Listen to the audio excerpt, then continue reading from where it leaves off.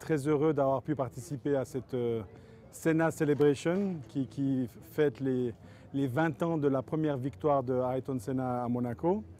Et nous nous sommes associés à Ayrton Senna et avons produit une montre unique, une Big Bang All Black Senna qu'on appelle, avec l'inscription de la signature Ayrton Senna sur le cadran.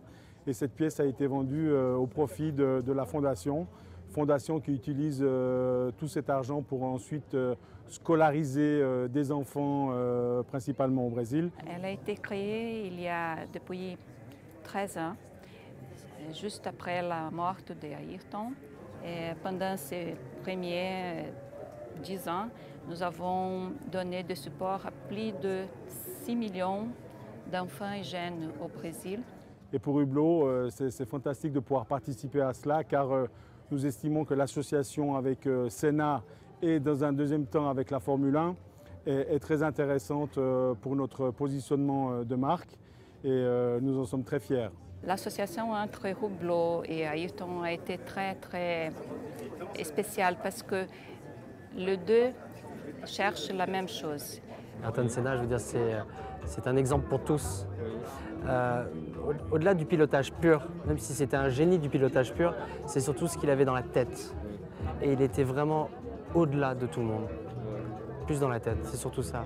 Ayrton Senna, il y a 20 ans, quand on voyait ce qu'il faisait avec une voiture ici à Monaco, c'était extraordinaire. Qui pouvait le faire à part lui? Personne, personne. Et même si vous preniez le meilleur metteur au point, n'importe quel pilote au monde ne pouvait pas faire ce que pouvait faire Ayrton Senna ici. C'était la star de Monaco, parce qu'ici à Monaco, c'est un tracé tellement particulier, il faut être au-delà de la limite et savoir la gérer. Et quand on est au-delà de la limite, normalement, on est dehors. Et lui a su être au-delà de la limite ici à Monaco plus d'une fois. Hublot travaille vraiment au coup de cœur. Et c'est vrai que Olivier Maximin nous a donné ce coup de cœur à travers la personne qu'il représente. Et il a donné ce coup de cœur aussi, bien sûr, à M. Biver, qui est le président de notre société. Et je dirais que c'est plus à travers ce fait-là que nous travaillons dans la Porsche Super Cup. C'est, disons, la personne qui nous a plu. Et ensuite, on s'est dit, on s'associe avec lui pour cette Porsche Super Cup. Et c'est de là qu'est venue vraiment notre décision. J'ai le plaisir de présenter une montre Hublot. C'est un modèle donc unique qui arbore la signature d'Ayrton Senna sur le cadran. La montre que l'on vous présente est absolument unique. Et nous débutons à 10 000 €. À 10 000, vos enchères à 10 000, 11 000, 12 000, 13 000, 15 000 par mois, en voulez-vous, 18 000, 20 000 par mois, sur ordre, 20 000, 20 000, pas dans la salle. Suivons l'enchère à 20 000, 22 000, 23 000, 25 000, 28 000, 30 000, 35 000 au téléphone. À 35 000, j'adjuge, le marteau se lève. Merci de vos enchères, monsieur. Notre stratégie également de communication se fait sur nos clients potentiels qui peuvent acheter des montres du niveau des nôtres. Et évidemment, la clientèle potentielle est tout à fait présente ici à Monaco pendant ce Grand Prix.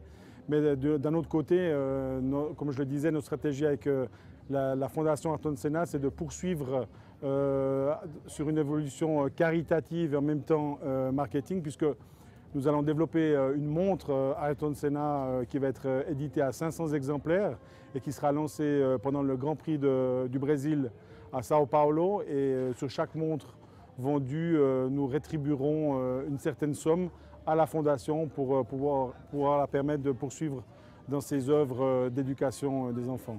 Pour les organisateurs, ça a été une complication extrême. Pourquoi?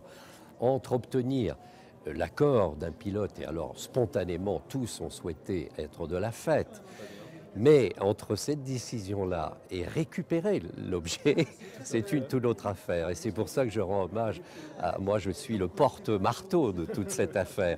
Mais je rends hommage à ceux qui l'ont organisé, car certainement ça a dû être très dur. Je sais qu'ils ont couru de circuit en circuit. Il fallait trouver le pilote, il fallait qu'il ait le casque qu'il voulait absolument donner et pas un autre. Il y en a de très précieux. Je viens d'apprendre que celui de Rubens Barrichello est absolument unique. Il l'a porté une fois en hommage hommage à Senna après l'accident. C'est tout à fait magique. Lewis Hamilton, signé, porté hier. C'est peut-être la combinaison d'un champion du monde, en tout cas de celui qui est encore en tête ce soir du championnat du monde. Nous débutons les enchères à 2000. À 2000, s'il vous plaît, 500, c'est pris. 3000, 500, c'est pris à gauche. 3500, messieurs, je vous attends. 4000.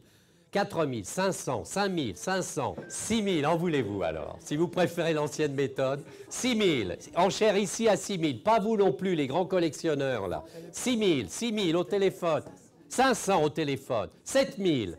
Monsieur, je vous attends. Je vous ai laissé réfléchir, mais maintenant il faut y aller. 9000, voulez-vous 9000? Dans la joie, s'il vous plaît. 9000, voulez-vous 500? Non, comment non? 9000 ici l'enchère. Voulez-vous une petite? Pour voir? 200? Non? Alors 9000, vous tenez l'enchère. Mesdames et messieurs, j'adjuge à 9000. Adjugez 9000. What can I say? It was an absolute success. Everything has been so well done. I think I have to thank everybody who organized it and who participated on it. And everybody obviously who came, and I'm really thrilled.